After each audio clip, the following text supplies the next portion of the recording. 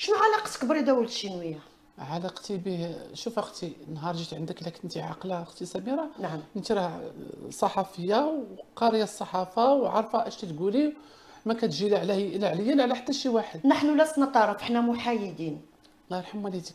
وخيرك انت بنفسك، راه خيرك سابق. نهار اول مره جيت قبل كاع من السوشيال ميديا وقبل من كل شيء، نهار جيت للمغرب، راه بلا ما نقول لك انت شكون اش درتي معايا، بلا ما سنين ومنين هذه. الله يرحم لك الوالدين. بغيت نقول لك انا هذاك السيد كنت عايش معاه. عايش معاه فين؟ في الامارات. جميل جدا. مرحبا. انت كنتي عايش مع رضا ولد الشينويه في الامارات. ايه لا لا. مبدئيا خليوني انا وياك مرحبا. انك كتحمل مسؤوليه اي كلام كتقوله. ايه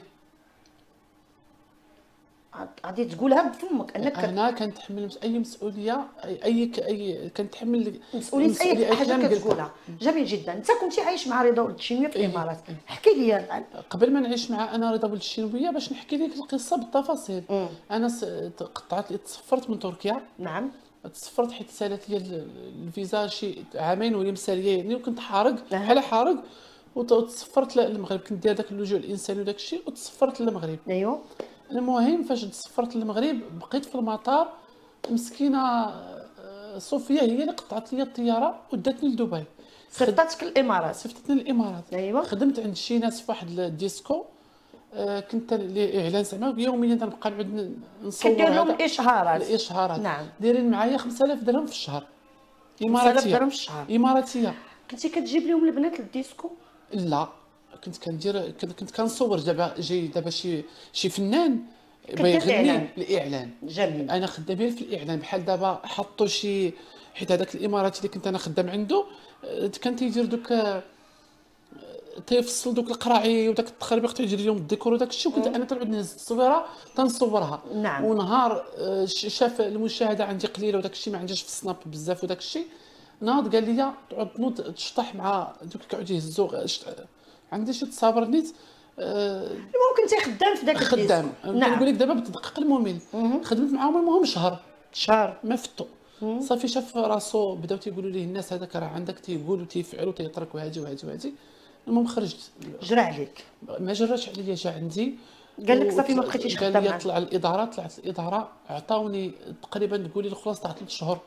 حيت هما اللي، حيت انا درت معاهم الورقه باش درت معاهم العقد النهار الاول باش جيت، حيت هما اللي داروا لي الاقامه وهما اللي صوبوا لي كلشي. نعم. قال لي احنا ما غاديش نكنسلوا لك الاقامه، غتبقى عندك، ما غاديش لانه هضرنا مع الطرف اللي هي صوفيا وداك الشيء، غتبقى عندك الاقامه، ما غنحرموكش زعما منها ولا شي حاجه، غير ما دير شي حاجه اللي دخل في القانون الاماراتي. قلت لهم مرحبا.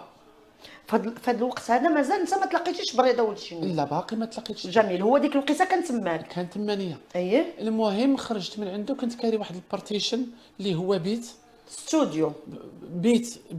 هو دار كبيره ومقسومه بداك الكرتون بلاكي داك العود.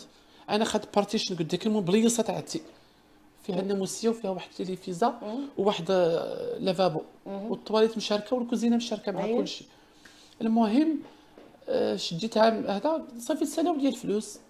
خرجت نطلب كيف موالف في اليوتيوب، عاوتاني خرجت نطلب هنا. كتعترف كنطلب في اليوتيوب حيت ما لقيتش، ما كاينش اللي يخدمني. واخا. اييه. ونهضروا، وهذيك الامارات ماشي هي المغرب. صحيح. المهم تنطلب هذه، تنترزق على الله كلها واش يعطيني كل واحد شي صيفط ليا. رجعت مشيت كريت، كريت في الشارقه. كريت في الشارقه. فاش كريت عاوتاني نفس الشيء، ما كاينش طلب ما كاينش اللي يخدمك. كيفاش تم اللقاء بينك وبين رضا في الامارات؟ تم اللقاء بيني وبينه هو انني درت واحد الفيديو، تنقلب على فين نقعد، صافي عييت. تنقلب على فين نقعد، جابتني واحد السيده هي راه عايشه في الامارات، كانت ديك الساعه ما مجوجات، دابا يلاه تزوجات، لا داعي لذكر الاسماء ياك. لا ما نذكروش سميات الناس. لا قعدت معاها. رضا راه كتذكر سميتو لانه النزاع بينك وبينه رضا. نعم. لا المهم قعدت معاها لمده، وهي كتعرف رضا، ديك الساعه ما كنعرفش رضا. قعدت معاها شحال. خرجت من عندها، دبرت في واحد الخدمه عند واحد السيده في ابو ظبي.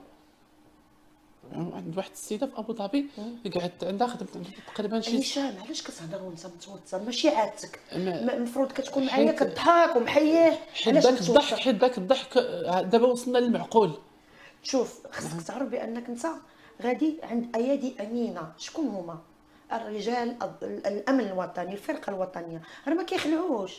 بالعكس انا غير تنقول لك باش ترتاح ما تخاف من حتى شي حاجه، ما يهددك حتى شي حد. انا نقولها، خليني انا نقولها بلاصتك، لا رضا يقدر يهددك ولا الجوك يقدر يهددك ولا حتى حد عنده الحق يقدر يهددك. انت راك جيتي لقناه الشعب تصرح بما تصرح، لك ما لك وعليك ما عليك، وغادي عند الفرقه الوطنيه جهاز امني كبير غادي تدخل في الامان وتخرج في الامان.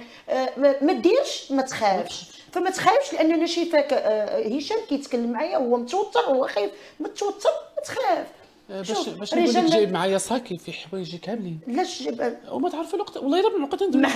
لا حيت جيت عندك دابا نسيت شوفي جيت عندك باللبسه وبدلت اللبسه ماشي سميتو. ما غاديش نبكي عليك اسامه نهضر. طلبتك في برا قلت لك ها سميره واش غنتشد ولا غادي نخرج.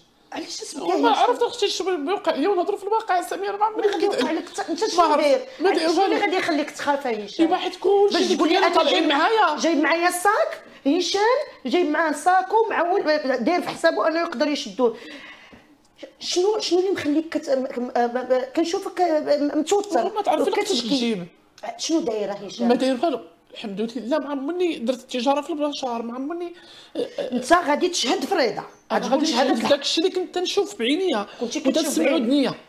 داك الشيء اللي ما بغيتكش تبكي. هاني والله ما تبكي وحق الله ما تبكيش. وانا بغيت نطمنك ان راه رجال الفرقه الوطنيه ما كيخلعوش، بالعكس والله العلي العظيم لا امطر عليهم الورود، انهم ضباط ورجال امن على مستوى عالي من الكفاءه والادب والاحترام وناس راقيين. تدخل راه انت في ايادي امينه. شيء نخاف عليك من اليوتيوب ونخاف عليك من الزنقه، وتا الزنقه ما نخافش عليك لان حنا ماشي في بلاد السيبه، ماشي في غابه، ولكن غنكون مطمئنه وانت بين يدي الفرقه الوطنيه. استدعاوك قالوا لك اتصلوا بك قالوا لك جي عندنا، ما تخاف من حتى شي حاجه. انا ما تهربت وجيت. برافو حيت ما عندي فين نهرب اصلا. فين غتهرب؟ وجيت. برافو لك، ما عندكش علاش غتهرب. حتى لو غلطتي وغادي تعاقب، انا ما نقدرش نوجه لك اتهام، حتى رضا ما نقدروش نوجهوا له اتهام لانه القانون من له الحق والقضاء من له الحق ان يدينه. مسح دموعك، ما بغيتكش تبكي. لا والله ما تنبكي. انا حسيت بك.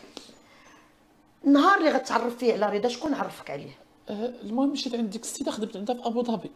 تحيه لها بهذا الله يعمرها دار، كليت شربت لبست تنشقى في الدار تنقابل الدراري كل شيء تنفيقهم الصباح تتوجد لهم. الخدامه اخرى كاينه خدامه من اثيوبيا تتوجد لهم الماكله، انا تنحط لهم داكشي في اللانش بوكس ولا شي يقولوا لي هما، تنزلهم لتحت كتعاونها في الدار. تنزلهم لتحت تهزهم الطوموبيل تحت المدرسه ترجع ثاني في حالي تنكمل داكشي. هي تتبت المغربي مره نطيب لها طوبيل جاي مره كسيكسو مره بالسيمنه داكشي اللي تطلب براجلها حتى هي بكل شيء. المهم تقدر رزق من عندها قال لها راجلها هذاك تيدير اللايفات في الدار وداك الشيء ما بغاش من حقه طبيعه الحال. المهم قالت لي سمح لي با هشام هادي وانا بغيتك نشدك ولكن اللايفات راه ما تقدرش تحيد من واخا نطلبوا تحيد انت منك اللايفات وداك الشيء راه ما تقدرش. وفعلا هو مصدر العيش ديالك. قلت انا ما نقدرش حتى انا كندبر فيه على واحد شويه ديالي صافي. المهم تعاملت معايا مزيان داتني شرات لي اي حاجه بغيتها جديده، شرات لي الحوايج السيرفيتات كل تهلاط فيه والله العظيم. نختصروا ونمشيو كيفاش تم اللقاء بينك وبين رضا. رجعت عند ديك السيده ثاني في الشيخ زايد. نعم رجعت عندها هي هذيك باش تلاقيت عند مع رضا. تلاقيت مع يا ربي تسمح لي حيت عرفتيني انا حاسك متوتر. تلاقيت مع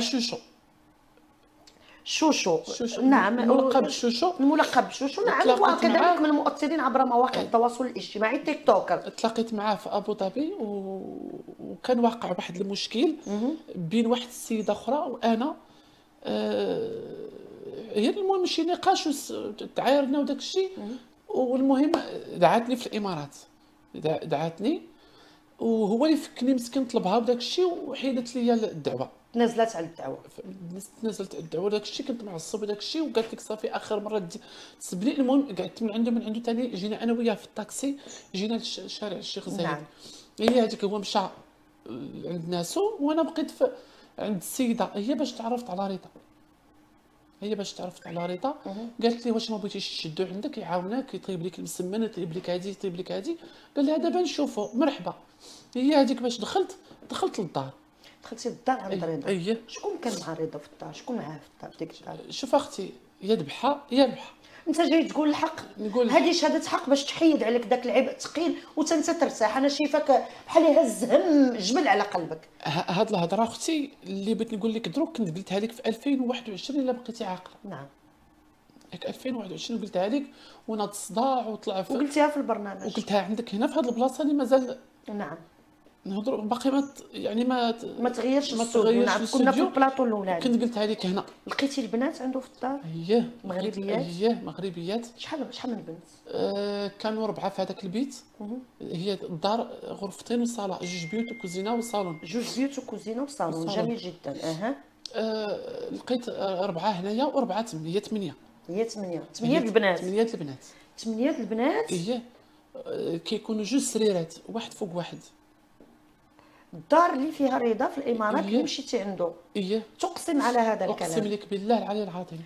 وتتحمل مسؤوليه انا هذا الكلام. كنتحمل مسؤولية. هذا هو الكلام اللي